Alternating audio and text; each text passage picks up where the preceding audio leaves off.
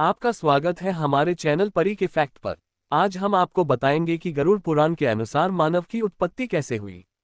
अगर आपको ये ज्ञान पसंद आया तो वीडियो को लाइक करें और ऐसे ही रहस्यमय वीडियो के लिए चैनल को सब्सक्राइब करें। ये संसार जितना दिखाई देता है उससे कहीं अधिक रहस्यमय है। हम जन्म लेते हैं, जीते हैं और फिर एक दिन इस दुनिया को छोड़ देते हैं। लेकिन क्या आपने कभी सोचा है कि यह यात्रा आखिर शुरू कहाँ से होती है? मानव की उत्पत्ति क्या ये केवल विज्ञान की कहानी है या इसके पीछे छिपा है कोई दिव्य रहस्य?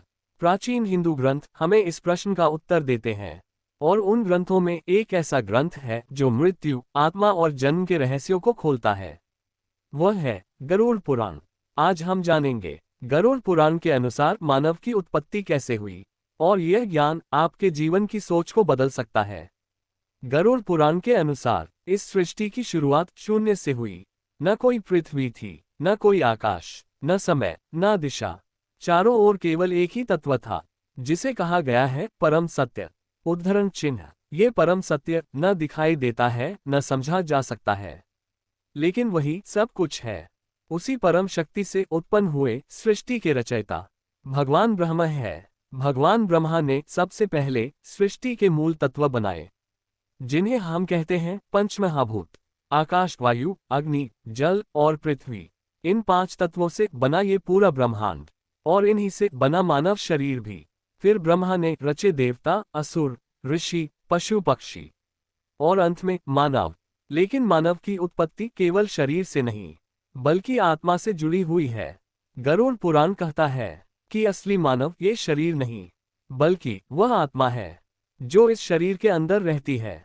यह आत्मा न कभी जन्म लेती है, न कभी मरती है। ये केवल शरीर बदलती है। जैसे हम कपड़े बदलते हैं वैसे ही आत्मा शरीर बदलती है। गरुड़ पुराण के अनुसार जब किसी व्यक्ति की मृत्यु होती है तो उसकी आत्मा शरीर छोड़ देती है। लेकिन यह अंत नहीं है, ये तो एक नई शुरुआत है।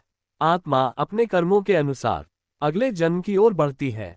अगर कर्म अच्छे हैं तो आत्मा को मिलता है अच्छा जन्म, और अगर कर्म बुरे हैं तो आत्मा को भुगतना पड़ता है दुख और कष्ट। गरुड़ पुराण में बताया गया है कि इस संसार में 84 लाख योनियां हैं, अर्थात जीवों के 84 लाख प्रकार। आत्मा इन सभी योनियों में जन्म लेती है, कभी पशु, कभी पक्षी, कभी कीट और कभी मानव। लेकिन इन सभी जन्मों में सबसे श्रेष्ठ है मानव जन्म। गरुड़ पुराण के अनुसार मानव जन्म यूं ही नहीं मिलता, यह मिलता है अनगिनत जन्मों के बाद, जब आत्मा अच्छे कर्म करती है और धीरे धीरे अपने पापों को कम करती है। तब जाकर उसे मिलता है मानव शरीर। इसलिए कहा गया है मानव जन्म बहुत दुर्लभ है। जब आत्मा नया जन्म लेने के लिए तैयार होती है तो वह प्रवेश करती है एक गर्भ में। गरुड़ पुराण में गर्भ के अंदर जीवन की शुरुआत बहुत विस्तार से बताई गई है। पहले एक सूक्ष्म बिंदु बनता है, फिर धीरे धीरे शरीर का निर्माण शुरू होता है। एक एक करके सभी अंग बनते हैं। गरुड़ पुराण के अनुसार गर्भ में आत्मा बहुत कष्ट सहती है। वह अंधेरे में उल्टी अवस्था में 9 महीने तक रहती है। वह अपने पिछले जन्मों को याद करती है और अपने कर्मों पर पछताती है। वह भगवान से प्रार्थना करती है, हे प्रभु, मुझे इस बार सही मार्ग दिखाना, मैं अच्छे कर्म करूंगा। लेकिन जैसे ही आत्मा जन्म लेती है वह सब कुछ भूल जाती है। माया उसे घेर लेती है और वह फिर से संसार के मोह और इच्छाओं में फंस जाती है। गरुड़ पुराण हमें बताता है कि जीवन एक चक्र है, जन्म, मृत्यु और पुनर्जन्म। ये चक्र तब तक चलता रहता है जब तक आत्मा अपने कर्मों से मुक्त नहीं हो जाती।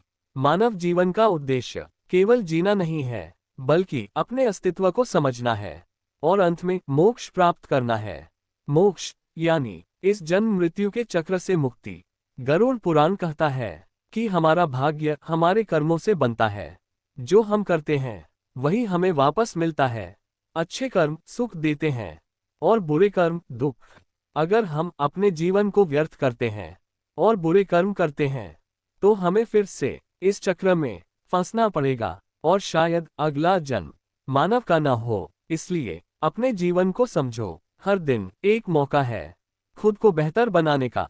मानव जन्म एक उपहार है, इसे व्यर्थ मत जाने दो। गरुड़ पुराण का ये ज्ञान हमें डराने के लिए नहीं, बल्कि हमें सही रास्ता दिखाने के लिए है। अगर आप सच में जीवन को समझना चाहते हैं, तो आज से ही अपने कर्मों को सुधारिए, क्योंकि यही है मानव जीवन का असली अर्थ।